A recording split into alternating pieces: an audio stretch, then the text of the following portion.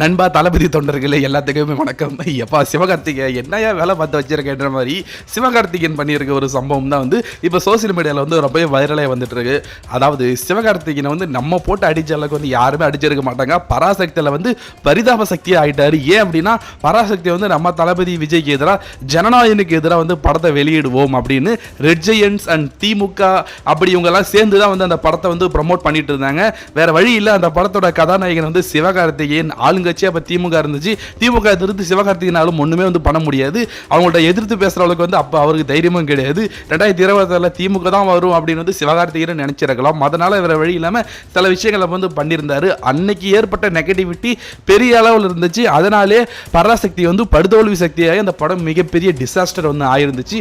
அன்னையிலிருந்தே வந்து நம்ம தளபதி தொண்டர்கள் வந்து சிவகார்த்திகேயனை பார்த்தாலே ஒரு வெறுப்புல தான் வந்து பார்த்துட்டு இருந்தாங்க. ஆனா சிவகார்த்திகேயன் இப்போ பண்ணியிருக்க ஒரு சம்பவம் தான் வந்து தளபதி ஃபேன்ஸ்க்கு வந்து பரவாயில்ல ஏதோ ஒன்று இப்போ கொஞ்சம் மன்னிச்சு விடுறோம் அப்படின்ற மாதிரி தளபதி ஃபேன்ஸ் வந்து கூலாக இருக்காங்க. என்ன விஷயம் அப்படின்னா எஸ்டர்டே வந்து நம்ம சிவகார்த்திகேயனை வந்து அதாவது முதலமைச்சர் விஜய் வந்து பார்த்து வார்த்தைகள் வந்து சொல்லிட்டு இருந்தாரு. நேரில் பார்த்து பேசியிருக்காரு. அந்த புகைப்படங்கள்லாம் வந்திருக்கு. அது மட்டும் கிடையாது, அவர் தன்னுடைய ட்விட்டர் பக்கத்தில் வந்து ஒரு போஸ்ட்டும் வந்து போட்டிருக்காரு. எவ்வளோ பெரிய ஒரு ஜேர்னி நம்ம தளபதி விஜய்னா ஒரு சினிமாவிலிருந்து இப்போ ஒரு முதலமைச்சராக இருக்காரு. அவர் ட்ரூ ஒரு இன்ஸ்பிரேஷன் அப்படின்னு வந்து சொல்லியிருக்காரு. அது மட்டும் கிடையாது, விஜய் அவார்ட்ஸாக இருக்கட்டும், நிறைய அவார்ட்ஸ் மேடைகளில் வந்து எனக்காக அவ்வளோ சப்போர்ட் பண்ணியிருக்காரு. ஒரு வளர்ந்து வரும் ஹீரோவுக்காக எனக்கு சப்போர்ட் பண்ணியிருக்காரு. கோட் படத்துல வந்து அவர் கூட ஸ்கிரீன் ஷேர் பண்றதுக்கு எனக்கு ஹெல்ப் பண்ணியிருக்காரு அப்படின்னு வந்து சிவகார்த்திகேயன் வந்து சொல்லியிருக்காரு. ஆனா பராசக்தி டைம்ல சிவகார்த்திகேயனுக்கு வந்து பெரிய குடைச்சல் அப்படின்றது திமுக கொடுத்திருக்குன்ற மாதிரி தான் வந்து சொல்லிட்டு இருக்காங்க. இப்போ சமீபத்தில் ஒரு வீடியோ வைரலாகி வந்துட்டு இருக்கு.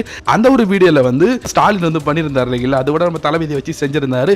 அது சிவகார்த்திகேயன் பண்ண மாதிரி ஒரு கடலுக்கு அடியில் வந்து தண்ணிக்குள்ள வந்து அவர் பண்ற மாதிரி ஒரு வீடியோ வெளியே இருக்கு. அந்த ஒரு வீடியோ வெளியான உடனே பாத்தீங்களா சிவகார்த்திகேயன் வந்து ஸ்டாலினை கலாய்ச்சிட்டு இருக்காரு. ஏன்னா திமுக தோத்துருச்சு, அதாவது ஸ்டாலினுக்கு அதை முடிந்தது அப்படின்ற மாதிரியான சிம்பிள் தான் இது. சிவகார்த்திகேயனுக்கு அவ்வளோ குடைச்சல் கொடுத்துருக்கீங்க, அதுக்கு வச்சு செஞ்சுட்டாரு சிவகார்த்திகேயன் அப்படின்ற மாதிரி நிறைய பேர் சோசியல் மீடியாவில் பேசிட்டு இருக்காங்க. இந்த ஒரு வீடியோ வைரலாக வந்துட்டு இருக்கு. ஆனால் இந்த ஒரு வீடியோ இப்போ எடுத்த வீடியோவா இல்லை பழைய வீடியோ வந்து தெரியல. நிறைய பேர் வந்து மாவீரன் ஷூட்டிங்கில் எடுத்துன்னு சொல்லிட்டு இருக்காங்க. ஆனால் வந்து இப்போ நிறைய பேர் சோசியல் மீடியா ஷேர் பண்ணி ஸ்டாலினை வச்சு செஞ்சா சிவகார்த்திகேயன் வந்து பேசிட்டு இருக்காங்க. ஸோ இதை பற்றி நீங்கள் என்ன நினைக்கிறீங்கன்றத கமெண்ட்ஸில் சொல்லுங்கள். சப்ஸ்கிரைப் பண்ணாதவங்களும் சப்ஸ்கிரைப் பண்ணுங்கள். தேங்க்யூ.